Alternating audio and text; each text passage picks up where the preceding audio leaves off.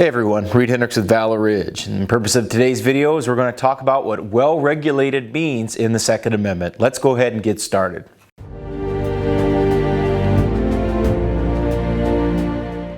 Over the past few decades, I've heard many people who are in favor of gun control say that, well, regulated means that guns and equipment can be regulated by government. That's what regulated. See, they even said it could be regulated. I was like, well, I don't really think so, because a lot of the artillery that was privately owned in the American Revolution, most guys that showed up for service carried their own firearms with them. This has been the case throughout our nation's history. I mean, and when you really look at things, there was not any federal gun control until 1934. Given that the Bill of Rights was ratified in 1791, that's a lot of time for any kind of action on the individual ownership of firearms. So when you really look at the vernacular, when you look at the wording in the 18th century, well-regulated, what that meant, it could mean a few things. The first it could mean is well-trained. Well-regulated could also mean well-run, and it could also mean well-disciplined. There are examples from the time period where it talked about a clock being well-regulated. In other words, it was in well-working order. We even have examples of well-regulated boats. So those aren't regulated by government. That means that they were in good working order and that they performed to task. So a well-regulated militia means a militia that is well-trained, well-armed, well-equipped, and organized and well-run. That's what it means. And in order for us to do that, the right of the people to keep and bear arms shall not be infringed. So the purpose of the militia is, of course, to have armed citizens who are equally or better armed than the government to be able to assemble and be able to quell insurrection, sedition, in other words, people advocating for a different form of government. And I think we're starting to see this reality bear out in our times as we're sitting here with this video today. Because I want to make a very lucid point to people watching this video, whether you're watching my channel for the first time or whether you've been a loyal subscriber for the 6 years that I've been making videos now. The American people are the most well-equipped human beings on the planet to fight tyranny. We have as many guns as most people's militaries put together. We are well armed. People are trying to infringe upon that, but that's why the Second Amendment exists. It shall not be infringed. When they do that, there are going to be ramifications. There are going to be consequences for those actions. Politicians should be scared of us. They are our servants. They're supposed to do our will. They're supposed to do what we want to do. Yet in places like Virginia, where 90 out of 95 counties have said we will not tolerate, enforce, or abide any more infringements on the Second Amendment, that's what they told the Virginia State Legislature, that 90 out of 95.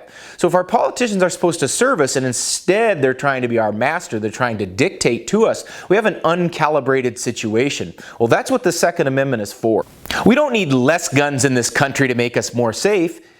Guns in this country are needed to make this country safe. The people are the security blanket for this country, not the government, not the police, not the military. The people, the rank and file American citizens who do not wear any uniforms whatsoever, are the bulwark for this nation. So how can we, the American people, become well-regulated? In other words, well-trained, well-disciplined, all of the things that go with that term. First and foremost, if you are not proficient with your firearm, you have reneged on your responsibility. If you have a firearm, then you need to know how to use it, and you need to know how to use it well. You need to use it to the best of your ability, and that takes hard work, time, dedication, and practice. So what is the criteria for proficiency? Well, first and foremost, if you have your rifle, that means basic rifle marksmanship. That means things like a tight zero.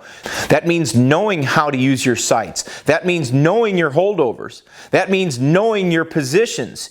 Those key positions such as standing, kneeling, and prone. That means knowing how to work with other people, whether that's your family or your friends who also have rifles. That means knowing how to move. That means knowing how to communicate. That means knowing how to break cover, work angles, do it up close in CQB, close quarters battle. That also means knowing how to do it from those intermediate and farther ranges. You need to be well-rounded in these things. That's what a well-regulated rifleman is. How do we know if we're proficient? We have to measure our proficiency, and that means shooting standards. That means putting yourself on an accuracy standard and doing it in the most efficient amount of time possible. That means having accountability for your accuracy. Your equipment needs to be reliable. You need to have a gun that goes bang every time you pull the trigger. And the last part of this is to become organized. That means you have a loyal, dedicated group of people that are there for each other to support and defend the Constitution of the United States. This is key because this has not been done to the vast majority of gun owners the last at least 100 years. And it used to be that the militia were a bulwark in the community. Well, we have to reclaim that. They say rights not exercised are soon lost. Well, guess what?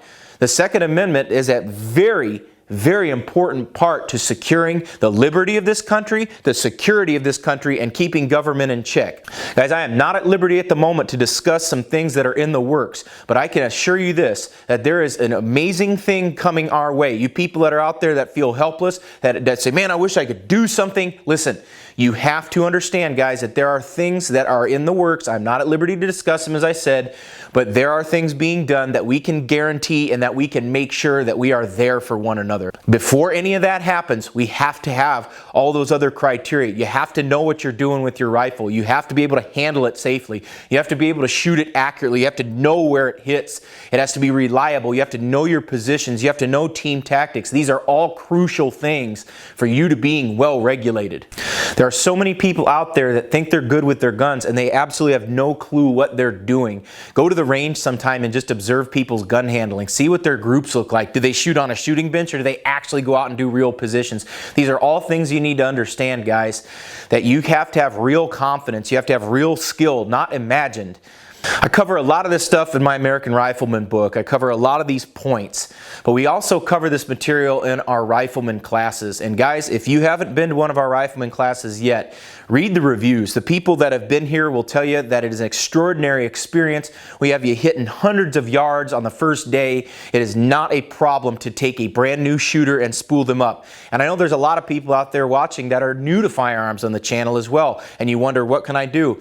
Guys, instead of buying stuff, instead of going out and buying a bunch of guns and buying a bunch of equipment, you need to invest in your skill set. You need to invest in things that will matter when lives are on the line, whether that's a home invasion, or that's a violent criminal on the street, or whether that's checking government tyranny. You need to have a good foundation what it's all about. Guys, if you found the information in the video helpful, subscribe to the channel. You can follow me on Facebook. That link is down below. You can also support me on Patreon.